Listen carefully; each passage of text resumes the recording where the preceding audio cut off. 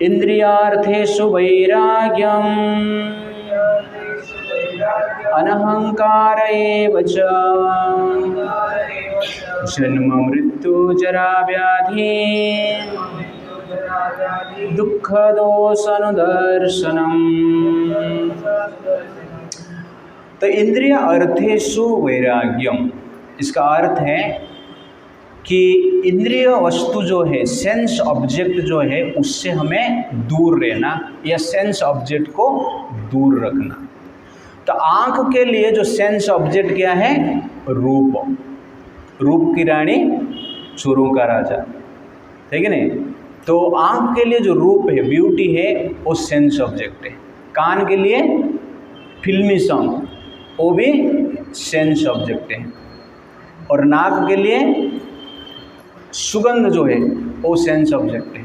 जीवा के लिए नॉन वेज आहार, ओके, जो प्रसाद नहीं है, वो सेंस ऑब्जेक्ट है। और स्किन के लिए सेक्स लाइफ, ये सेंस ऑब्जेक्ट है। तो इंद्रिय अर्थेषु वैराग्य, इसका अर्थ है ये 5 जो सेंस ऑब्जेक्ट है, उससे हमें दूर रहना है। और जो व्यक्ति सेंस ऑब्जेक्ट से जितना दूर रहता है, उतना भगवान कृष्ण के प्रति उसका आकर्षण बढ़ता है। और जितना व्यक्ति सेंस ग्रेटिफिकेशन करता है या सेंस ऑब्जेक्ट जिसके पास जितना ज़्यादा है, वो व्यक्ति के लिए भगवान कृष्ण के प्रति जो आकर्षण है उतना कम है। इसीलिए शास्त्र में कहा गया है कि सेंस ग्रेटिफिकेशन, इंद्रिय तृप्ति से दूर रहना है, और उसके साथ साथ इंद्रिय वस्तु जो है उससे भी हमें दूर रहना है, अत्यंत आवश्यकता है। तो प्रभुपाद जी कहते हैं, the most important and uncontrollable sense is the tongue. सबसे जो मुख्य सेंस क्या है, जो कि कंट्रोल करना सहज नहीं, वो क्या है? जीवा। जीवा 2 कार्य करता है, एक है स्वाद का आस्वादन करता है और वाइब्रेट करता रहता है। और कलयुग में ये 2 कार्य लोग कर रहे हैं। क्या कर रहे हैं? ज़्यादा स्वादिष्ट चीज़ खाने के लिए प्रयास कर रहे हैं, पानी पूरी यहाँ पर है, ओके ना, और उसके साथ चाइनीज है, और थोड़ा स्मेल लेंगे तो अभी मांस का भी स्मेल यहाँ पर ही आता है। तो ये सब जनरली जीवा चाहता है। और वाइब्रेट करना, बोलना, कुछ कहना, बकबक करना। तो कलयुग में व्यक्ति क्या करते हैं? बकबक करते रहते हैं। तो पहले तो सामने कोई मिलता था तो बकबक करते थे, कुछ बताते थे। आजकल क्या, सामने नहीं रहेगा तो भी रिकॉर्डिंग करके भेजेंगे, ओके ना, सोशल मीडिया। तो सोशल मीडिया में क्या है? जीवा का बात चलता रहता है। पहले सामने मिलते थे तो एक बार बात हो गया, लेकिन सोशल मीडिया में एक बार रिकॉर्डिंग कर दिया तो लाइफ टाइम तक वो चलता रहेगा एक चीज़। तो आप सोचिए, जो जीवा का प्रभाव है वर्तमान कलयुग में बढ़ गया है। इसलिए इसका नाम क्या है? टंग कहा जाता है। टंग मतलब जो कि जीव को तंग में रखता है, तंग करते रहता है, इसलिए वो क्या कहा जाता है? टंग कहा जाता है इसको। तो प्रभुपाद जी कहते हैं, जीवा को जो कंट्रोल कर लिया, वो जनरली क्या है? बाकी इंद्रियों को आसानी से कंट्रोल कर पाएगा। तो शास्त्र इस प्रकार कहता है, जिता सर्वम जित रसम, कि जो जीवा को जो कंट्रोल कर लिया, रसम मतलब जीवा को जो कंट्रोल कर लिया, जिता सर्वम, बाकी इंद्रियों को कंट्रोल अपने आप कर सकता है। तो जीवा आप देखेंगे, आहार हम खाएंगे, जिस प्रकार आहार खाएंगे उसी प्रकार की हमारा मेंटालिटी बनेगा। तो इसीलिए जीवा को कंट्रोल करते हैं तो मन भी कंट्रोल होता है, और उसके साथ साथ क्या है? पेट भी कंट्रोल में रहता है, और उसके साथ साथ क्या है? सेक्स लाइफ भी कंट्रोल में रहता है। तो ये तीनों आप देखेंगे, जीवा, पेट और सेक्स लाइफ जो है एक लाइन में है, लेकिन ऊपर कौन है? सबसे जीवा है। और ये जीवा कंट्रोल हो जाता है तो बाकी अपने आप कंट्रोल हो जाता है। इसीलिए शास्त्र में आप देखेंगे, जब नियम की बात आता है, पहला बात क्या कहा जाता है? खाना पीना को कंट्रोल करो, उपवास करो। तो उपवास करने का अर्थ है जीवा को कंट्रोल करना है। और इस्कॉन में उपवास करते हैं तो ज़्यादा आइटम खा लेते हैं, ओके ना। तो इस्कॉन में प्रसाद भी मिलता है, लेकिन प्रसाद तो खाना है, लेकिन उसको हमें क्या करना चाहिए? कंट्रोल के साथ खाना है। तो जीवा कंट्रोल होता है तो बाकी ऑर्गन अपने आप कंट्रोल हो जाता है, इस प्रकार शास्त्र कहता है। और ये एक्सपीरियंस है, और कलयुग में जीवा को कंट्रोल करना डिफ़िकल्ट है। तो कलयुग में होटल इंडस्ट्री है, फास्ट फूड इंडस्ट्री है, तो जिसके कारण जीवा कंट्रोल में नहीं रहता है और वाइब्रेट हम करते रहते हैं। अनेक प्रकार की जो बात है करना नहीं चाहिए वो बात हम करते रहते हैं, इसलिए जीवा कंट्रोल में नहीं आता है। तो दो चीज़ हमें करना है। तो जीवा को कंट्रोल करने के लिए भगवान कृष्ण की प्रसाद खाना है, कंट्रोल से खाना है। ऐसा नहीं पेट भर के अपनी इच्छा से खा लेंगे, ऐसा नहीं होना चाहिए। एक बार पुणे में एक डिवोटी ने इस्कॉन का जो हलवा रहता है वो स्वादिष्ट रहता है, तो एक डिवोटी ने हलवा बना था, खा लिया, इतना खा लिया, इतना गया, पेट पूरा भर गया और सेंसलेस हो गया वो खा के। तो डॉक्टर के पास उनको लिया गया, तो डॉक्टर ने कहा ये केस इतना प्रॉब्लमेटिक है कि पेट से हलवा निकालना पड़ेगा तभी जाके वो ठीक होगा। तो पेट का ऑपरेशन किए और पेट से हलवा निकाले, ओके ना। उसके बाद जनरली वो जिंदा रहा। बाद में जब ठीक ठाक हो गया फिर से ज़्यादा खा लिया, कंट्रोल नहीं कर पाया। तो ये देखा गया है सेंस कंट्रोल करना इतना, जीवा को कंट्रोल करना इतना आसान नहीं है। आँख को कंट्रोल करना, तो आँख किसके लिए आकर्षित रहता है? रूप के प्रति आकर्षित रहते हैं। तो रूप को कंट्रोल करना, रूप से दूर रहना अत्यंत आवश्यकता है। तो आजकल का एज क्या है? एज ऑफ फैशन, है कि नहीं? इस प्रकार कहा जाता है लड़कों का व्यसन, लड़कियों का फैशन, जीवन में टेंशन, ओके ना। आप देखेंगे तो लड़कों का व्यसन, उनको मज़ा मस्ती चाहिए, और लड़कियों का क्या है? फैशन, उनको थोड़ा ब्यूटीफाई करना है उनको बॉडी को। तो ये दोनों क्या है? संसार में टेंशन करता है। लड़का के लिए टेंशन, लड़की के लिए टेंशन रहता है। तो ये रूप को कंट्रोल करना, रूप से बच के रहना अत्यंत आवश्यकता है।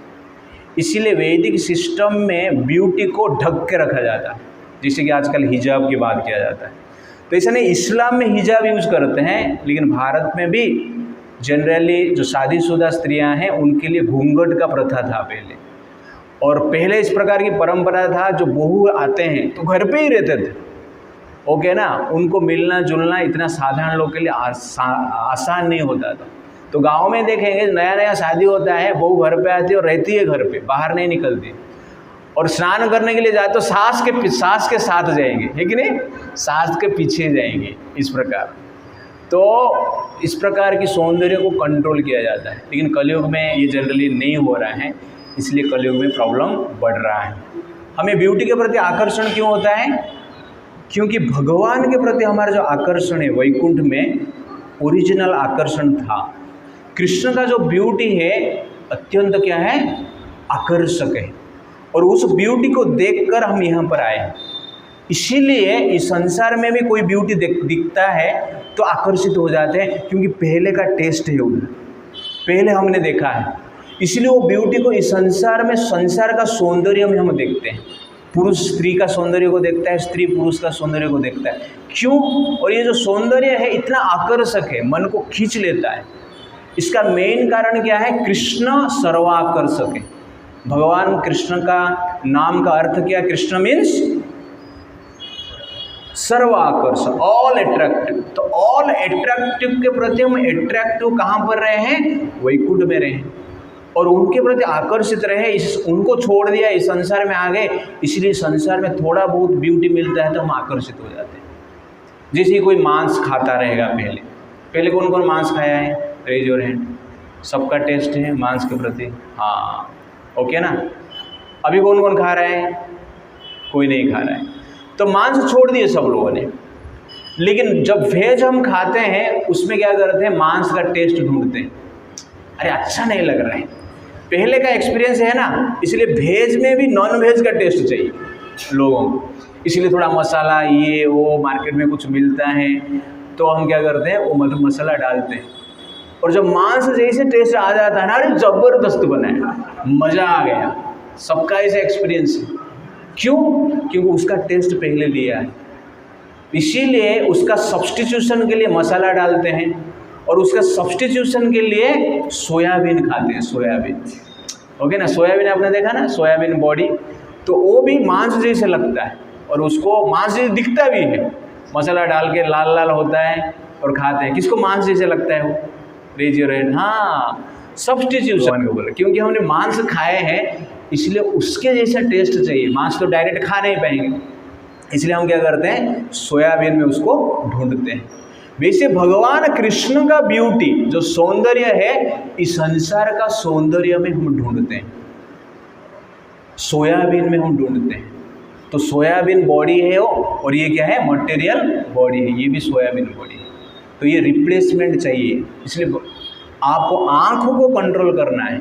भगवान का जो मूर्ति है उसको ध्यान से देखना है, उस मूर्ति के प्रति हमारा मूर्ति को हमें मेडिटेशन करना है। तो कृष्ण का रूप को जितने अच्छी तरह से हम मेडिटेशन करेंगे, उतना जल्दी हम भौतिक शरीर का जो ब्यूटी है, आकर्षण है, उससे हम बचेंगे। तो इस प्रकार कहा जाता है कि people forget their duty because of beauty. Students forget their study responsibility because of beauty. Okay,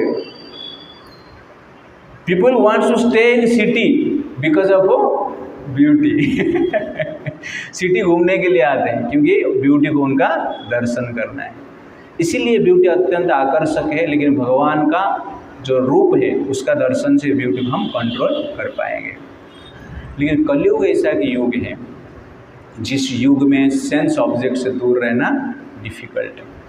पहले नेचुरल सेंस ऑब्जेक्ट रहता था और लोग आकर्षित होते थे। आजकल क्या है, कलयुग में नाना प्रकार की इंद्रिय तृप्ति का वस्तु भी निर्माण किया गया है, जिसके कारण क्या है, मन को कंट्रोल करना अत्यंत कष्ट होता है। बट जो आपको स्पिरिचुअल लाइफ में आगे बढ़ना है तो सेंस ऑब्जेक्ट से जितना दूर रहेंगे उतना अच्छा है, और जितना सेंस ऑब्जेक्ट के पास आएंगे उतना कठिन है भक्ति करना। इसलिए कलयुग में भक्ति का प्रचार करना, प्रैक्टिस करना डिफिकल्ट होता है, क्योंकि सेंस ऑब्जेक्ट हमारा आसपास ही रहते हैं। पहले इंद्रदेव को मान लो कोई तपस्या कर रहा था, तो इंद्रदेव तपस्या भंग करने के लिए क्या भेजते थे? रसगुल्ला भेजते थे? नहीं भेजते थे। फूल भेजते थे? नहीं भेजते थे। कुछ म्यूजिक रिकॉर्डिंग करके भेजते थे? नहीं भेजते थे। क्या भेजते थे? ब्यूटी को भेजते थे, रूप को भेजते थे। रंभा, मेनका, उर्वशी, उनको भेजते थे। उनको देखकर तपस्या भंग हो जाता था। तो ये रूप का पावर है। लेकिन कलयुग में इंद्र को टेंशन नहीं, उनको रंभा, मेनका, उर्वशी को भेजने की ज़रूरत नहीं। क्यों? क्योंकि सबका पॉकेट में रंभा, उर्वशी, मेनका है, मोबाइल में, स्मार्टफोन में। और कलयुग में जो लोग हैं वो मोबाइल देख के ही उनका दिमाग ऑलरेडी चेंज हो जाता है, तपस्या भंग हो जाता है, चैंटिंग छोड़ देते हैं, हरे कृष्णा में आते ही नहीं। तो कहने का अर्थ है कि सेंस ऑब्जेक्ट से जितना दूर रहेंगे उतना इंद्रियों कंट्रोल करना आसान है। मान लो, सिंपल एग्जाम्पल मैं आपको देता हूँ। अभी कोरोना आया था, कोरोना में सब्जी खरीदना, सब्जी मिलना कठिन था। ओके, पहले घर पे मान लो रोज़ बटाटा बनता था तो हम खा नहीं पाते थे, हमारे लिए डिफ़िकल्ट होता था। लेकिन कोरोना में केवल बटाटा ही मिलता रहेगा आपको, ओके ना। तो ओके, एक बटाटा लेके आप जी पाए। जब सेंस ऑब्जेक्ट रहता है इच्छाएं बढ़ता है, लेकिन सेंस ऑब्जेक्ट नहीं रहता है तो इच्छाओं को कंट्रोल करना आसान होता है। इसीलिए यहाँ पर कहा जाता है कि इस भर इंद्रिय अर्थेषु वैराग्यम, जो सेंस ऑब्जेक्ट है उससे हमें दूर रहना है। सेकंड पॉइंट, अनहंकार एवच, अहंकार शून्य होना। तो भगवान ने पहला अमानित्वम, अदम्भित्वम बताते हैं, यहाँ पर अनहंकार भी बताते हैं। तो अमानित्व मतलब मान की इच्छा नहीं करना। अदम्भित्व का अर्थ है अपने पास जो है और जो नहीं है उसको, उसके प्रति हमारा दिखावा नहीं होना चाहिए, अहम भाव होना चाहिए। और यहाँ पर अनहंकार, तो इसका मीनिंग प्रभुपाद जी इस प्रकार कहते हैं कि false ego means accepting this body as one self. अहंकार का अर्थ है कि स्वयं को शरीर मानना, उसको कहते हैं अहंकार। अनहंकार का अर्थ क्या है? मैं शरीर नहीं हूँ, मैं भगवान का अंश दिव्य आत्मा हूँ, अहम ब्रह्मस्मि, उसको क्या कहते हैं? अनहंकार कहते हैं। ठीक है ना। तो व्हाट इज अहंकार? आई एम दिस बॉडी, मैं शरीर हूँ, ये अहंकार है। अनहंकार क्या है? मैं शरीर नहीं हूँ, मैं भगवान का सेवक हूँ, भगवान का अंश हूँ। इसी प्रकार चेतना को क्या कहा जाता है? अनहंकार कहा जाता है। और ईगो जो है कोई छोड़ नहीं सकता है। तो दो प्रकार की ईगो कहा जाता है, एक है ट्रू ईगो और एक है फॉल्स ईगो। जब हम कहते हैं कि मैं शरीर हूँ, उसको कहते हैं फॉल्स ईगो। लेकिन जब हम अपने आप को कहते हैं कि मैं आत्मा हूँ, भगवान का अंश हूँ, भगवान का सेवक हूँ, उसको कहते हैं ट्रू ईगो। तो ईगो आप छोड़ नहीं सकते हैं, ईगो रहेगा ही रहेगा। ईगो छोड़ दिया मतलब वो निर्जीव है, वो डेड वस्तु है, सजीव नहीं है। इसलिए जीव में ईगो रहेगा ही रहेगा, लेकिन हमें फॉल्स ईगो को छोड़ना है। तो फॉल्स ईगो क्या है? एक कल्पना मात्र है, वो सत्य नहीं है। उसको क्या कहते हैं? कल्पना। उसको लगता है कि मैं शरीर हूँ, बट इन रियलिटी क्या है? वो शरीर नहीं है। मैं आपको एक एग्जांपल देता हूँ। एक बार क्या हुआ, एक बुलक कार्ट चल रहा था और उसके नीचे एक कुत्ता चल रहा था। तो कुत्ता चल रहा है उसके नीचे, बुलक कार्ट भी चल रहा है। तो इस रास्ते पे चल रहा है, कुछ दूर जाने के पश्चात एक बाहर का कुत्ता रोड के साइड में जो था, देख रहा है ये कार्ट के नीचे, बैलगाड़ी के नीचे ये कुत्ता क्यों चल रहा है। तो बाहर का कुत्ता पूछा, अरे कुत्ता, तू ये बैलगाड़ी के नीचे क्यों चल रहा है? बैलगाड़ी तेरे ऊपर गिर जाएगा या चक्के के नीचे आ जाएगा तो प्रॉब्लम हो जाएगा। तो कुत्ता क्या बोल रहा है? मैं बैलगाड़ी के नीचे नहीं चल रहा हूँ, मैं चल रहा हूँ इसलिए बैलगाड़ी चल रहा है। तो ये बाहर का कुत्ता सोच रहा है ये पागल हो गया है, बैल चला रहा है, बैल खींच रहा है इसलिए बैलगाड़ी चल रहा है। लेकिन ये बैलगाड़ी के नीचे जो कुत्ता चल रहा था उसको क्या लग रहा है कि मैं चल रहा हूँ इसलिए बैलगाड़ी चल रहा है। तो बाहर का कुत्ता को हंसी आया, वो कहा इतना अहंकार है तुम्हारा? ये अहंकार नहीं, ये सत्य है। तो बाहर का कुत्ता बोला ठीक है, रुक के दिखा। तू रुक जाएगा तो बैलगाड़ी भी रुकना चाहिए ना। तो तब पता चलेगा कि एग्जैक्टली तू चला रहे करे। तो बाहर का कुत्ता कहा रुक के देखा तू। तो बोला ठीक है दिखाता हूँ।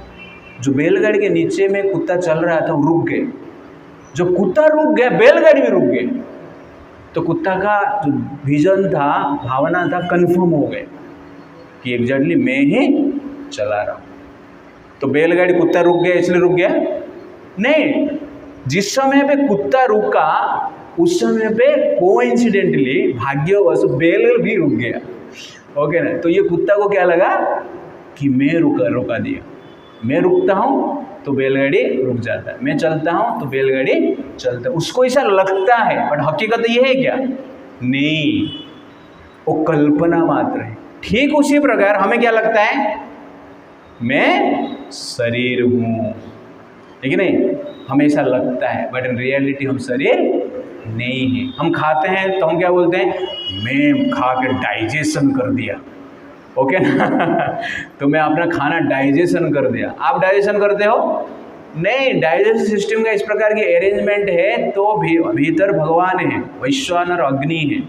भगवान स्वयं बोलते हैं कि मैं वैश्वानर अग्नि सबको डाइजेस्ट करता हूँ।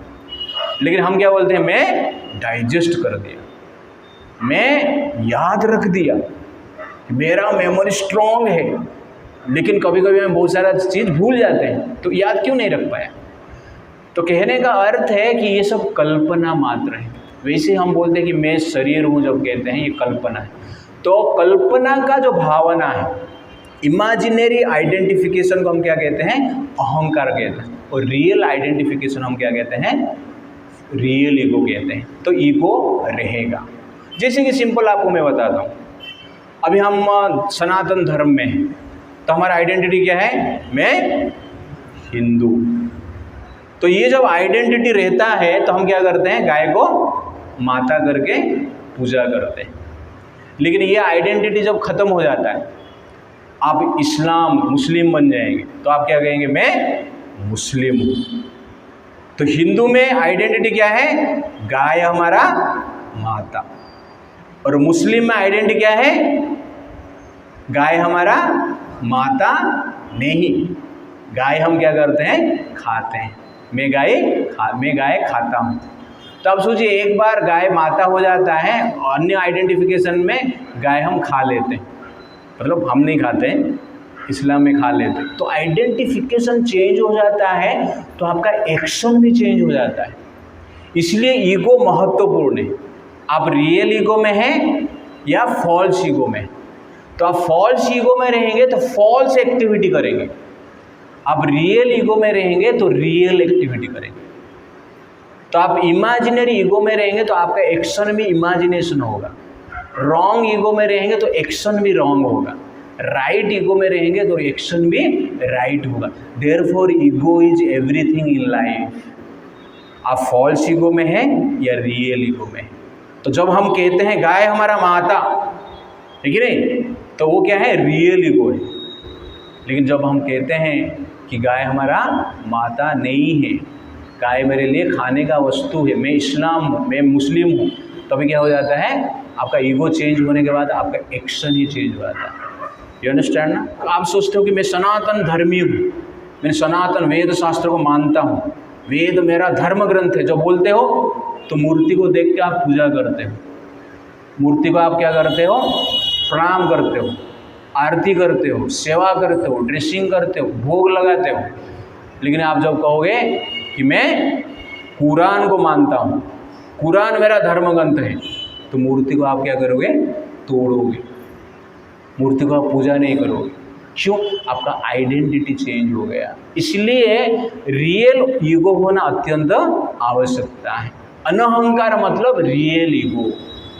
तो जब हम कहते हैं कि मैं अहम ब्रह्मस्मि, मैं आत्मा हूँ, मैं भगवान का अंश हूँ, तो आत्मा का उद्धार के लिए आप कार्य करते हैं।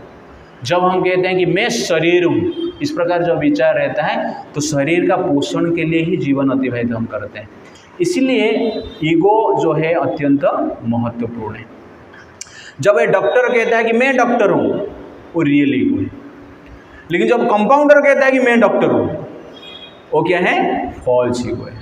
और आपने आपको डॉक्टर सोच के ऑपरेशन कर दिया, तो ऑपरेशन कर देगा तो क्या होगा, पेशेंट मर जाएगा। तो एक बार क्या हुआ, एक कंपाउंडर था, डॉक्टर बन गया, और डॉक्टर बन के एक पेशेंट का ऑपरेशन कर दिया। ऑपरेशन करके पेट फाड़ के ऑपरेशन कर दिया, ऑपरेशन करके सिलाई भी मार दिया। उसके बाद उसको पता चला कि ग्लोव्स जो ऑपरेशन करने के लिए यूज़ कर रहा था, पेट में छोड़ दिया। ओके। और पेशेंट को पूछा, पेशेंट भी वो चालू था, पेशेंट को पूछा, अरे मैं ग्लोव्स छोड़ दिया है, फिर से ऑपरेशन करना पड़ेगा। 20 रुपये का ग्लोव्स के लिए फिर से 50,000 खर्चा करूँगा, 20 रुपया ले और मार्केट से ग्लोव्स खरीद ले, मैं जाता हूँ। तो कहने का अर्थ है कि कंपाउंडर जब डॉक्टर बन जाएगा तो फॉल्स ऑपरेशन होगा, गलत ऑपरेशन होगा। इसीलिए आइडेंटिटी अत्यंत महत्वपूर्ण। और एक एग्जांपल देता हूँ, जैसे एडॉप्शन होता है, बेटा बेटी किसका नहीं रहता है ना, तो दत्तक पुत्र लेते हैं, अन्य संतान का, बेटी का संतान या कोई रिलेटिव का संतान को अपना बेटा बनाते हैं। जो कि बेटा अपना पिताजी को छोड़ के और दूसरे किसका बेटा बन जाता है पेपर में, तो ऐसे देखा जाता है अपना पिता माता को इतना पूछता नहीं, अपना पिता माता को छोड़ देता है। क्यों? क्योंकि वो अपना आइडेंटिटी अलग मानता है, मैं इसका भी क्या है, बेटा हूँ, ये मेरा बाप है। तो आइडेंटिटी जब चेंज हो जाता है तब जनरली क्या है, आपका एक्शन भी चेंज हो जाता है। इसीलिए आपका आइडेंटिटी अहंकार में है या अनहंकार में है। अहंकार मतलब फॉल्स ईगो, अनहंकार मतलब रियल ईगो। सिंपल एग्जाम्पल हम और एक लेते हैं, जय और विजय। स्टोरी आपने सुना रहेगा, मैं फिर से थोड़ा बताता हूँ। तो वैकुंठ में द्वारपाल जो है उनका नाम क्या है, जय और विजय। तो वैकुंठ में जो शरीर रहता है भगवान विष्णु के जैसे चतुर्भुज का शरीर रहता है, सुंदर सुंदर शरीर रहता है। तो जय एंड विजय वैकुंठ का द्वारपाल थे। तो एक बार चतुष्कुमार वैकुंठ को घूमने के लिए निकल पड़े और वैकुंठ का द्वार के पास आए। चतुष्कुमार छोटे दिखते हैं, ब्रह्मा जी के 4 कुमार हैं जो कि पहला संसार का मनुष्य है, जीव है। तो छोटे बालक जैसे दिखते हैं और कपड़ा नहीं पहनते, छोटे बालक है, 3-4 साल का बालक जैसे वो दिखते हैं, और वस्त्र नहीं पहनते, ऐसा नग्न अवस्था में घूमते रहते पूरा ब्रह्मांड में, उनको फ्री है, टिकट फ्री। तो वैकुंठ में जब पहुंच गए जय और विजय, देखिए यार छोटे बालक कैसे आ गए इधर, आज तक किसी बालक आए नहीं, तो उनको रोक दिए। तो उनको जब रोके तो ब्रह्मा जी के पहले संतान थे, पूरा संसार का ओल्डेस्ट पर्सनालिटी, तो उनको गुस्सा आ गया और जय विजय को श्राप दे दी।